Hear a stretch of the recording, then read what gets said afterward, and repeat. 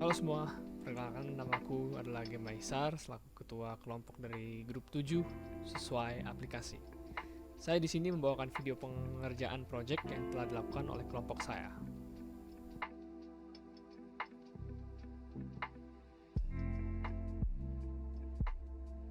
Sebelumnya saya ingin memperkenalkan anggota kelompok saya.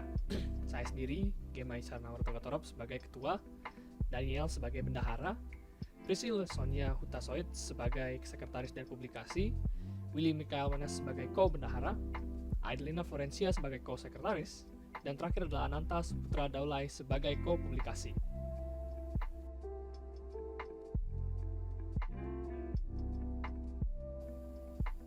Tentu sebagai kelompok kami mempunyai visi dan misi.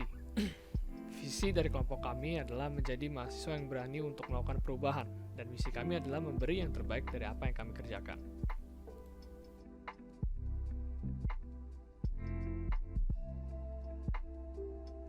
Grup kami adalah grup yang beragam. Di dalam grup ini tidak hanya ada orang Kristen saja, tetapi juga ada seorang Muslim. Itulah mengapa landasan Alkitabiah kami ada dua, yaitu tentang pelayanan dan kasih kepada sesama. Tentang pelayanan kami ambil dari Galatia 5 ayat 13 yang berbunyi seperti ini. Saudara-saudara, memang kamu telah dipanggil untuk merdeka, tapi janganlah kamu mempergunakan kemerdekaan itu sebagai kesempatan untuk kehidupan dalam dosa, melainkan layanilah seorang akan yang lain oleh kasih.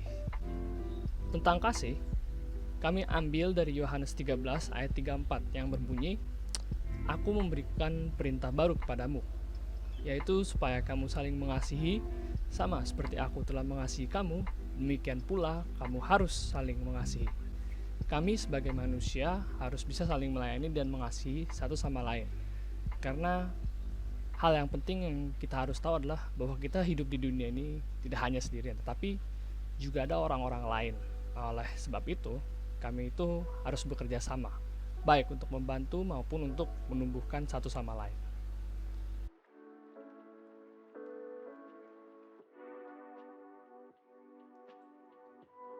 Halo, nama saya Daniel. Di sini saya bendahara dari kelompok.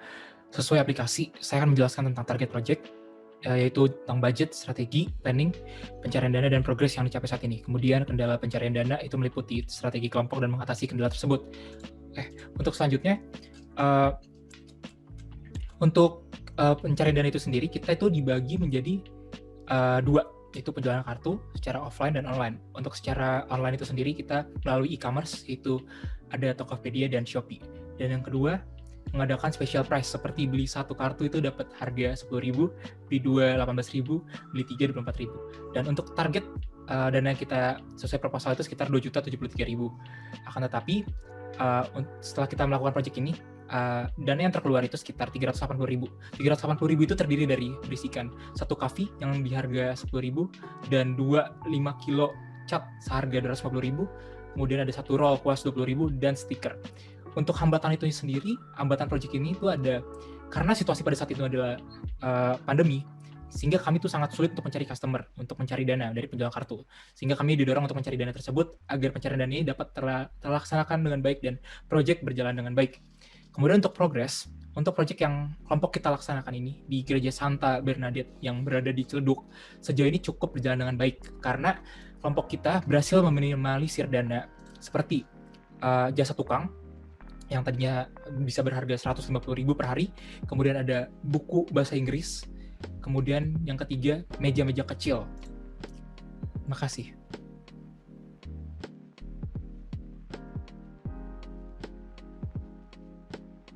Selamat siang, perkenalkan nama saya Priscilla Sonia Hutasoid dari jurusan Hubungan Internasional Regu A, angkatan 2020. Dalam proyek ini, posisi saya sebagai sekretaris, saya akan menjelaskan kunci keberhasilan tim saya serta faktor yang mendukung dalam kesuksesan tim saya mengerjakan proyek ini, yaitu dalam pengerjaan proyek ini, kelompok saya tetap menjaga komunikasi agar tidak terjadi miskomunikasi, serta kelompok saya juga melakukan perencanaan yang tersusun rapi dengan mengadakan adanya diskusi kelompok, serta adanya keterbukaan dan transparansi dalam antar anggota kelompok, terutama ketika ingin menerima saran atau pendapat dalam proyek ini, dan juga terbukti kelompok kami walaupun sedang pandemi, walaupun sedang work from home, kelompok kami juga selalu mengusahakan yang terbaik dalam proyek ini. Terkait juga kami selalu meluangkan waktu untuk datang ke tempat proyek ini langsung dan mengusahakan menyempatkan waktu luang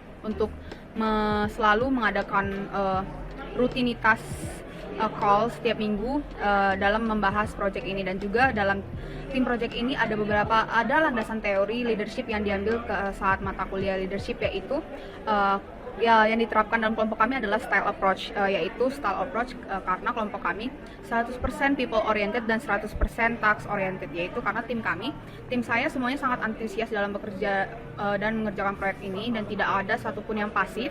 Dan terbukti jika ada dalam beberapa anggota kelompok ini ada yang dari luar kota dan selalu mengusahakan yang terbaik dalam proyek ini. Terima kasih.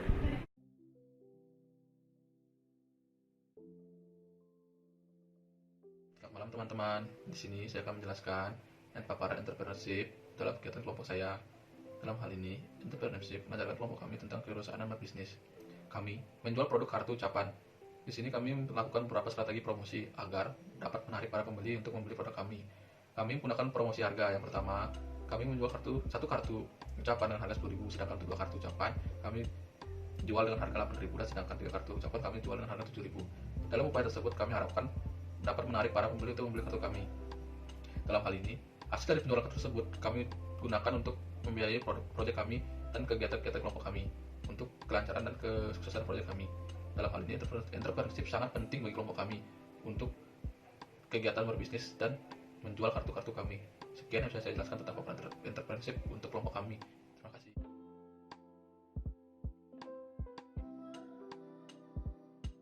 Terima kasih atas kesempatan yang diberikan kepada saya. Baiklah, saya akan menjelaskan tentang motivasi yang kami gunakan atau kami terapkan dalam proyek kami kali ini. Motivasi yang kami terapkan atau kami gunakan dalam proyek kami yaitu motivasi sains. Mengapa kami memilih motivasi sains? Karena motivasi sains itu memiliki hubungan yang erat dengan proyek kami, yaitu kami bisa belajar bagaimana bersosialisasi, bagaimana kami menjalankan tugas yang diberikan, dan kami bisa mempertanggungjawabkan itu. Dan juga kami bisa mengemukakan atau mengeluarkan ide-ide kami demi keberhasilan dari proyek kami. Terima kasih.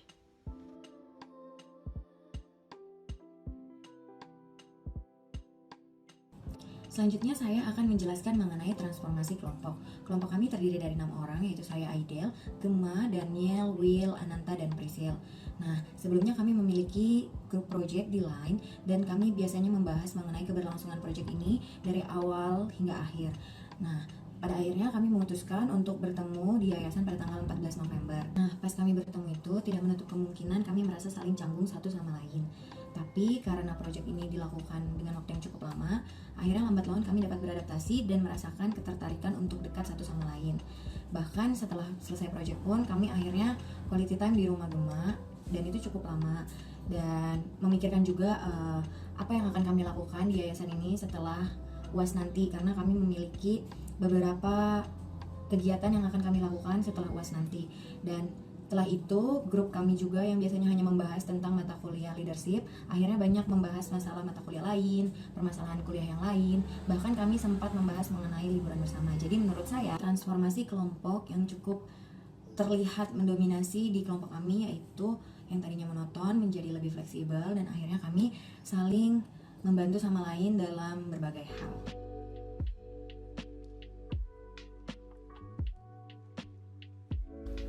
Mengerjakan tugas kelompok ini memang tidak mudah. Saya sendiri sebagai ketua kelompok baru merasakan bahwa mengkoordinasi anggota-anggota dan juga kepada yang lain bukanlah hal yang sepele. Butuh tenaga, konsentrasi, kesabaran, dan doa untuk melaksanakan semuanya itu. Namun hal ini bukan berarti kami menyerah. Justru sebaliknya.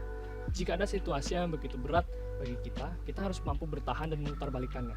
Ingat, di dalam dunia ini kita tidak hanya seorang diri saja hidup, tapi ada orang lain yang bisa membantu kita melawan situasi yang berat itu. Contoh saja kelompok ini. Saya tidak mungkin bisa melaksanakan proyek ini seorang diri. Saya perlu bantuan teman-teman saya, orang tua, saudara, dosen, dan juga orang lain. Oleh sebab itulah grup saya selalu mengasih yang terbaik serta mereka mengerti bahwa ini adalah tugas kelompok. Ini berarti kita harus bekerja sama supaya kita bisa menyelesaikan masalah dengan baik. Mungkin saran yang saya kasih untuk kelompok saya adalah untuk lebih giat lagi dan aktif lagi di dalam grup. Misal kalau di chat bisa fast respon dan lebih berinisiatif lagi supaya kita semua bisa melakukan yang terbaik. Ingat ya, untuk mengubah situasi kita harus mempunyai positive outlook dan optimisme serta kepercayaan kepada anggota kelompok kita. Terima kasih. Itulah yang kami dapat kerjakan sebagai kelompok. Sekali lagi, ini bukan proyek satu-satunya, tetapi masih ada proyek pengajaran bahasa Inggris kepada anak-anak ASEK yang tadi saya sudah sebut. Terima kasih sudah menonton video kami. Kiranya kami ke depannya bisa lebih baik, efisien, dan lebih peka terhadap permasalahan yang ada di sekitar kami. Jangan lupa tinggalkan komen ya teman-teman. Sekali lagi terima kasih dan Tuhan memberkati.